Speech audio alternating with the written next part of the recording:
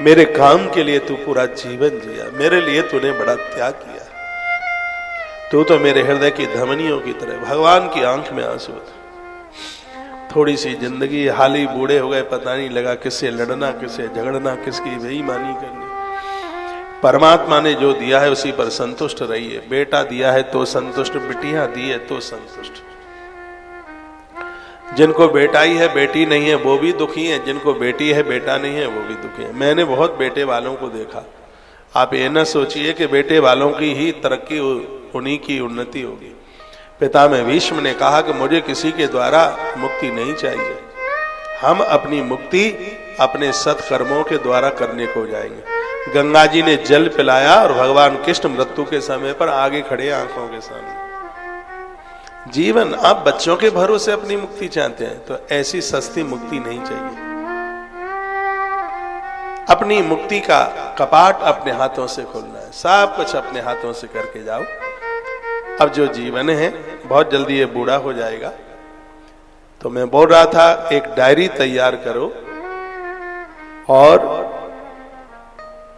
हमारी व्यासपीठ ही नहीं, महात्मा बहुत अच्छा बोलते हैं, डायरी बनाओ, उसमें लिखो। टाइम को वेस्टेज मत जाने दो, फालतू नहीं जाने दो। कभी किताब पढ़ो, कभी मोबाइल पर अपनों से बात करो, कभी माला जपो, थोड़ा टाइम है मंदिर तक चले जाओ, और थोड़ा सा टाइम है तो सहेली के यहाँ चले जाओ, अपने यहाँ किसी को बुला लो। दिन को निकलने में टाइम कैसा लगता है? 9:30 बजे से लेकर के 1-2 बजे तक तो हम ही आपको बिजी रखते हैं, रोजाना टीवी पर 1 बजे तक बिजी, और फिर यूट्यूब पर लगभग 4 बजे तक तो हमारी कथाओं में ही लोग बिजी रहते हैं। फालतू की बातों के लिए टाइम ही कहाँ है, समय ही कहाँ है। और बढ़िया जीवन वही जी पाएंगे जो व्यस्त है। व्यस्त रहिए, मस्त रहिए, स्वस्थ रहिए और तंदुरुस्त रहिए। फालतू तो जीना ही नहीं है, फालतू क्या था। 3 बातें और हैं। एक अपना विचार, एक टाइमिंग्स, तीसरा है संकल्प। अपने संकल्प को पूरा करने में नीति नियति ठीक रखना और पूरा जोर लगा देना। जो संकल्प लिए उन्हें छोड़ना नहीं, उन्हें पूरा करना है। शंकर कहते हैं तन्मे मनः शिव संकल्प मस्तु। संकल्प शुभ होगा तो तुम्हारे संकल्प को पूरा करने में पूरी प्रकृति जोर लगा देगी। और ये मैंने अनुभव करके देखा, मेरे साथ ये घटना घट रही है। इसके लिए मुझे कहीं से एग्जाम्पल लेने की जरूरत नहीं है। आपके संकल्प जितने शुभ होंगे, यह प्रकृति उतनी ही आपकी सहयोगी होगी। आडंबर, नौटंकी, ड्रामेगिरी से हमेशा दूर रहना, क्योंकि ये पोले हमेशा खुल जाती हैं। कोई रहे, ग्रस्त रहे, महात्मा रहे, कोई रहे। हम बहुत छोटे छोटे थे, सुनिए, उसमें बस में एक चैन बेचने वाला आया। पुरानी बात थी, 8 रुपए की चैन आई। अब इतना अविवेक था, जानकारी तो थी नहीं। उसने दिल्ली, वो आगरा में एक जगह है बिजली घर, बस स्टैंड है, तो वहां हम बस में बैठे। उसने कहा चैन चैन चैन चैन चैन। हमने समझा सोने की चैन, 8 रुपए की चैन ले ली, घर लेकर के गए। ताऊ को दिखाई हमने कि हम चैन लेकर के आए, 8 रुपए की चैन आई है। ताऊ ने कहा कि ये तो नकली है, इसमें तो पानी फेरा है। अरे नहीं, सोने की 8 रुपए की है। अरे कहीं 8 रुपए की कोई चैन आती है? सो देखा कि 8 दिन में तो उसका पानी उतर गया। जो नकली बनकर के जिएंगे उनके पानी को उतरना ही है। इस साल नहीं उतरेगा तो अगली साल उतर जाएगा, हाँ नहीं, और अगली साल उतर जाएगा, उसको उतरना ही है। इसलिए हमारे काम मजबूत हो, मजबूत। हवा में गोला लंबे समय तक कहां टिकेगा भाई। तो आज की कथा को मैं, आज धन त्रयोदशी है, से महापुराण में लिखा है कि धर्म 2 चीजों से कमाया जाता है, देह और धन। तो परमात्मा को आज प्रार्थना पूर्वक कहना, भगवान 2 पैसा आपने हमें दिया है, इसको अच्छी जगह लगाना। यह आपसे प्रार्थना है।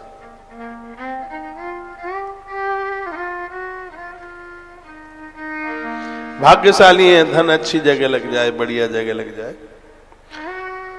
आइए प्रसंग को आगे के लिए मैं बढ़ाऊं, बस आप बैठ जाइए ठीक से। 7 श्लोक लिखे हैं।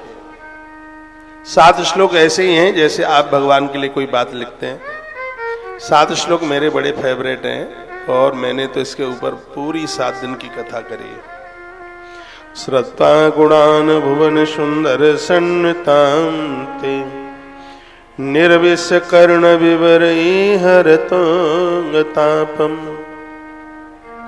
अच्छे लोगों की पहचान है जिनकी वाणी नाम सुनकर के, जिनकी महिमा सुनकर ताप प्रताप और संताप ये तीनों खत्म हो जाएं, ये अच्छे लोगों की पहचान है। रुक्मिणी मां कहती है, जब से गुरुजी नारद जी से आपका नाम सुना है मेरी पीड़ा समाप्त हो गई, ताप प्रताप संताप दूर हो गया। अब तो आपको छोड़ करके मन कहीं दूसरी जगह जाता भी नहीं है। और रुक्मिणी ने भगवान को देखा नहीं, सिर्फ नारद जी के मुंह से भगवान की महिमा सुनी। जिसका महात्म्य ही सुन करके ताप प्रताप संताप दूर हो जाते हैं, तो जिनका सानिध्य पाकर के क्या नहीं प्राप्त हो जाता होगा। इसमें भगवान का महत्व है। परमात्मा का महात्म्य हम सुनेंगे, पहले सुनते रहिए, समर्पित हो जाइए, और एक दिन ऐसा होगा कि तुम्हें उसके यहां जाने की जरूरत नहीं पड़ेगी। अपना रथ लेकर वही तुम्हारा हरण करने के लिए आ जाएगा, वही आएगा, तुम्हें नहीं जाने की जरूरत होगी। सबरी माई के संग भी ऐसा ही तो होगा। सबरी माता कहां गई? भगवान ही ढूंढते ढूंढते माई सबरी के यहां तक पहुंच गए। मेरी झोपड़ी के भाग आज खुल जाएंगे, राम आएंगे। मेरी झोपड़ी के भाग आज खुल जाएंगे, राम आएंगे। राम आएंगे, आएंगे, राम आएंगे। राम आएंगे, आएंगे, राम आएंगे। मेरी झोपड़ी के भाग्य आज खुल जाएंगे, राम आएंगे। मेरी झोपड़ी के भाग्य आज खुल जाएंगे, राम आएंगे। राम आएंगे तो अंगना सजाओगे, राम आएंगे तो अंगना सजाओगे। दीप जला के दिवाली में मनाओगे, दीप जला के दिवाली में मनाओगे। मेरे जन्म के सारे पाप कट जाएंगे, राम आएंगे। मेरी झोपड़ी के भाग्य आज खुल जाएंगे, राम आएंगे। मेरी झोपड़ी के भाग्य आज खुल जाएंगे, राम आएंगे। मेरा जन्म सफल हो जाएगा, मेरा जन्म सफल हो जाएगा। तन झूमेगा, मन आज गाएगा। तन झूलेगा, मन आज गाएगा। राम सुंदर मेरी किस्म चमकाएंगे, राम आएंगे। राम किस्मत मेरी चमकाएंगे, राम आएंगे। मेरी झोपड़ी के भाग्य आज खोले जाएंगे, राम आएंगे। मेरी झोपड़ी के भाग्य आज खोले जाएंगे, राम आएंगे। मेरी झोपड़ी के भाग्य आज खोले जाएंगे, राम आएंगे। राम आएंगे आएंगे राम आएंगे, ओहो राम आएंगे आएंगे, राम आएंगे।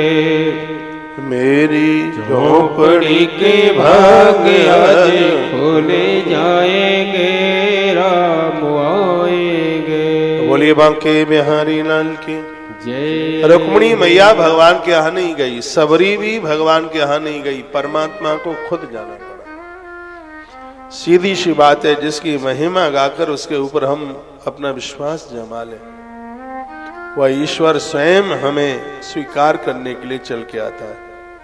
तो एक चिता विशद चित्रम पत्र में सबको छोड़कर आप में ही प्रवेश हे मैया जी ने कहा मेरा मन आप में प्रवेश कर गया। दूसरा श्लोक है कात्वाम कुंद में ती कुलशील रूपा, बहुत प्यारा श्लोक है। इसमें कहा हमारे पास इतनी योग्यता नहीं है कि हम भगवान को प्राप्त कर सके, यह भगवान की कृपा है तो वह हमें स्वीकार कर रहे हैं। हमारे और आपके पास इतनी योग्यता नहीं है कि पुष्कर तक आ सकते, ये तो यहाँ के देवता की कृपा है कि उन्होंने बुला लिया है और 9 दिन के लिए जगह दे दिए रहने के लिए, रुकने के लिए, ये इसकी कृपा है। बड़ा अद्भुत श्लोक है। मैया कहती है कि मेरे पास तो दहेज नहीं देने के लिए, पिताजी के पास क्या है आपको देने के लिए, आप बहुत बड़े राजा के बेटे हैं, क्या है हमारे पास। लेकिन कथा कहती है हमारे पास कुछ भी ना हो लेकिन 3 चीजें हों, वही माला माल है। जो माता रुक्मिणी के पास 3 चीजें हैं और वही 3 चीजें यदि हमारे पास में हो तो परमात्मा के लायक हम हो जाते हैं। धीरा पतिम कुलवती नवृणीत कन्या, सबसे पहले होना चाहिए हमारे पास में कुल। एक होना चाहिए धैर्य, धैर्य कुल। विद्या भयो द्रविड़ धाम लिखा है, कुल जिसके पास में होगा बढ़िया कुल, अच्छे खानदानी, परमात्मा कृपा करेगा।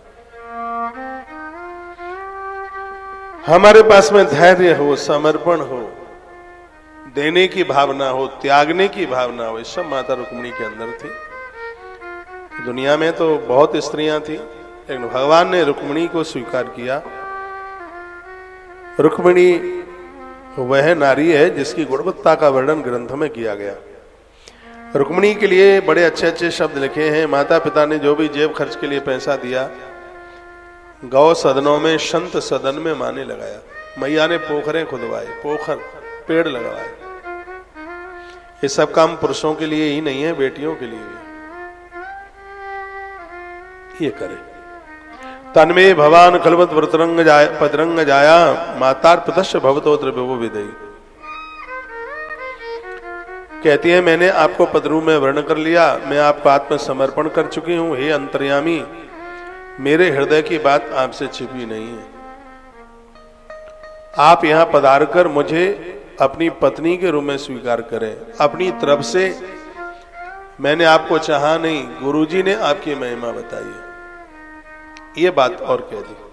कहीं आज की बेटियों को लगे कि रुक्मिणी ने अपने मन से विवाह कर लिया तो हम भी कर लें, ऐसा नहीं है। इसमें देवसी नारद जी ने आपकी महिमा को वर्णित किया गया। भगवान कृष्ण बहुत संयमी है, योगी है। कन्हैया की बहुत बड़ी विशेषता है, बहुत विशेष है, परम योगी है, कृष्ण चरित्रवान है। और बेटी जीवन में उसी को ही दी जाती है जो वर चरित्रवान है। वर का अर्थ ही है श्रेष्ठ। एक बार के लिए रुपया पैसा भले ही कम हो, लड़के को जरूर देखना। लड़का चरित्रवान होना चाहिए। पूर्तेष्ट दत्त नियम वृत्त देव विप्र गुरु वचान विरलम भगवान परेशा आराध तो यद गदाग्रज एत्म पाड़िम ग्रह्याद में न दम घोष सुधा दयो। माता रुक्मिणी कहते जो भी मैंने व्रत उपवास किए, यजन यज्ञ किए, उसका जो भी मुझे कुछ पुण्य मिला, दान नियम व्रत जो भी कुछ मिला मुझे, उसका फल बस इतना सा मैं चाहती हूं, आप मुझे मिले और शिशुपाल मुझे स्पर्श तक न कर पाए। बेटियां जितना भी ये पूजा पाठ करती हैं, पूजा पाठ में एक तो अच्छे घर वर के लिए पूजा पाठ बेटियां करती हैं, दूसरा जिसके ऊपर मेरे ऊपर जिसका अधिकार नहीं है वो मुझे छू न तक सके, मुझे छू न सके, मुझे स्पर्श न कर सके। कन्या धर्म एक बहुत बड़ा धर्म है। जिस बेटी का कन्या धर्म सुरक्षित है, माता पिता ऐसी कन्या का कन्यादान करते हैं तो तत्काल उस कन्यादान का 10,000 गुना फल तत्काल प्रकट हो जाता है।